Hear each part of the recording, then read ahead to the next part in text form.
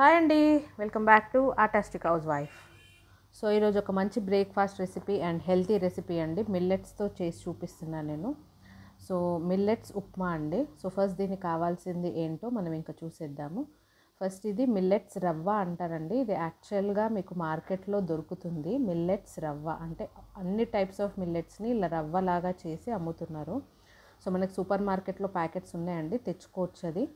So దీంతో నేను ఈరోజు ఒక మంచి రెసిపీ, హెల్తీ రెసిపీ అండ్ ఇది చాలా వెయిట్ లాస్కి కూడా మీకు బాగా పనికొస్తుందండి. వెయిట్ లాస్ రెసిపీ లాగా అనుకోవచ్చు దీన్ని. సో రోజు నైట్ కానీ రోజు బ్రేక్ఫాస్ట్లో కానీ ఈ రెసిపీ తింటే మీకు వెయిట్ లాస్ మాత్రం గ్యారంటీ అండి. సో ఫస్ట్ దీనికి కావాల్సింది, నేను ఒక పావు కప్పు రవ్వ తీసుకున్నాను. సో ఫస్ట్ ఈ పావు కప్పు రవ్వని నేను జస్ట్ ఒక 2 మినిట్స్ అలా ఫ్రై చేయాలండి. సో దీన్ని డ్రై రోస్ట్ చేయడం వల్ల ఏంటి అంటే ఒక మంచి స్మెల్ వస్తుంది. మనకు రోస్ట్ చేసినప్పుడు ఒక మంచి స్మెల్ వస్తుందండి. సో ఆ స్మెల్ అనేది ఏంటంటే మనకి కుకింగ్ రెసిపీ అయిపోయిన తర్వాత మనకి మంచి టేస్ట్ వస్తుందన్నమాట. సో జస్ట్ దానికోసమనే నేను రోస్ట్ చేస్తున్నాను. యాక్చువల్గా అయితే రోస్ట్ చేయకుండా కూడా చేసుకోవచ్చు, బట్ దాని టేస్ట్ కొంచెం డిఫరెంట్ ఉంటుందండి.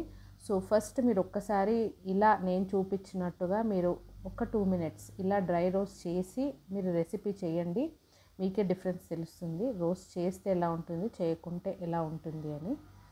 సో ఇప్పుడు నేను ఈ పావు కప్పు రవ్వని జస్ట్ డ్రై రోస్ట్ ఒక్క 2 మినిట్స్ అండి, అంతే. 2 మినిట్స్ సిమ్లో పెట్టి ఫ్రై చేయండి, మీకు మంచి స్మెల్ వస్తుంది. అప్పుడు ఇంకా స్టవ్ ఆఫ్ చేసేయచ్చు. సో నేను దాని తర్వాత ఇంకా దీనికి కావాల్సిన వెజిటేబుల్స్ అన్నీ కట్ చేసుకున్నాను. లైక్ ఆనియన్స్, పచ్చిమిర్చి, కరివేపాకు అండ్ టమాటా. సో ఇవి కట్ చేసి పెట్టుకున్నానండి. ఆనియన్స్ పొడుగ్గా కట్ చేసుకున్నాను, ఇంకా అది మీ ఇష్టం. సో నాకు ఇంకా రవ్వ చల్లగా అయిపోయింది కాబట్టి నేను ఇది ఒక చిన్న గిన్నెలో వేసుకుంటున్నానండి. నెక్స్ట్ అదే గిన్నెలో కొంచెం ఆయిల్ అండ్ పోపు అండి, ఆవాలు, జీలకర్ర అండ్ కొంచెం మినప్పప్పు. మీ ఇష్టం అండి, మీరు పల్లీలు అవి ఏదైనా యాడ్ చేసుకుంటా అంటే యాడ్ చేసుకోవచ్చు. సో నెక్స్ట్ ఇందాక కట్ చేసుకున్న వెజిటేబుల్స్ అన్నీ వేసేస్తున్నాను. టమాటా ఒక్కటే వేయలేదండి. సో ఫస్ట్ ఇదన్నీ ఉల్లిగడ్డ, పచ్చిమిర్చి, కరివేపాకు ఈ 3 వేసిన తర్వాత ఒకసారి ఇలా బాగా కలిపేయండి. కలిపేసిన తర్వాత కొంచెం ఉప్పు యాడ్ చేయండి. మీ టేస్ట్కి సరిపడా ఉప్పు వేసుకోండి. నేను ఒక 1/2 స్పూన్ వేసుకున్నాను. అండ్ నెక్స్ట్ టమాటా వేస్తున్నాను. ఇప్పుడు టమాటా వేసిన తర్వాత ఉప్పు వేసాం కాబట్టి మనకి తొందరగా మెత్తగా అయిపోతాయండి ఇవన్నీ. సో ఇవన్నీ ఇలా ఒకసారి కలిపేయండి. కలిపేసి ఇప్పుడు మనకి టమాటా ఇదంతా బాగా అయ్యే వరకు సిమ్లో పెట్టి ఉంచండి. మీకు తొందరగా మెత్తగా అయిపోతుంది, ఆల్రెడీ ఉప్పు వేసాం కాబట్టి. సో ఇప్పుడు చూస్తున్నారు కదా, టమాటా కూడా మెత్తగా అయిపోయి పేస్ట్ లాగా అయిపోయింది. సో ఇప్పుడు మనం ఇందులో ఒకసారి కలిపేసిన తర్వాత ఇప్పుడు మనం తీసుకున్న మెజర్మెంట్ పావు కప్పు రవ్వ కదండి. పావు కప్పు రవ్వకి 1 కప్పు వాటర్ యాడ్ చేస్తున్నాను. సో మిల్లెట్స్ కాబట్టి ఉడకడానికి కొంచెం టైం పడుతుంది అండ్ కొంచెం వాటర్ కూడా ఎక్కువే ఉంటే మంచిగా మనకి కుక్ అవుతుందన్నమాట. సో మిల్లెట్స్ కూడా సరిగ్గా కుక్ అవ్వకుండా తింటే మీకే ప్రాబ్లం. సో మంచిగా కుక్ అవ్వాలండి.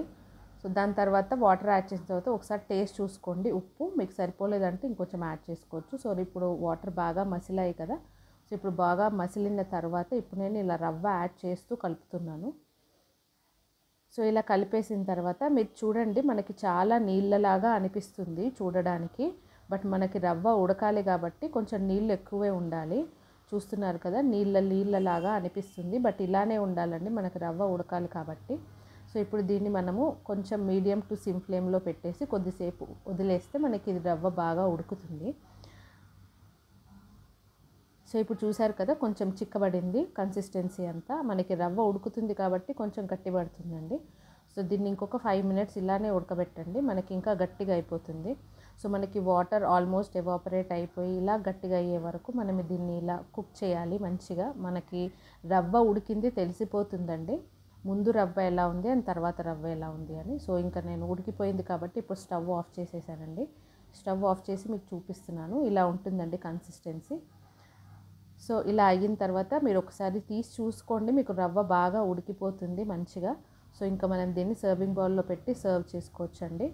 ఇదే అండి మంచి హెల్తీ రెసిపీ. జస్ట్ ఒక 5 మినిట్స్ అండి, 5 మినిట్స్లో మీకు ఈ రెసిపీ అయిపోతుంది.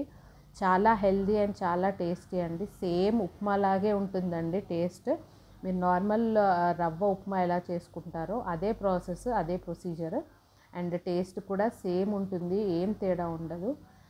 సో ఇది ఒక మంచి weight loss recipe and healthy recipe కాబట్టి నేను అందరికీ సజెస్ట్ చేస్తాను ఇది తినమని. సో ఇష్టపడితే పిల్లలకు కూడా ఒకసారి పెట్టండి, పెట్టి చూపించండి, వాళ్ళకు కూడా నచ్చుతుంది. సో ఈ మిల్లెట్స్ రెసిపీ మీకు నచ్చే ఉంటుంది అని నేను అనుకుంటున్నాను. సో నా కమెంట్ బాక్స్లో కమెంట్ చేయండి.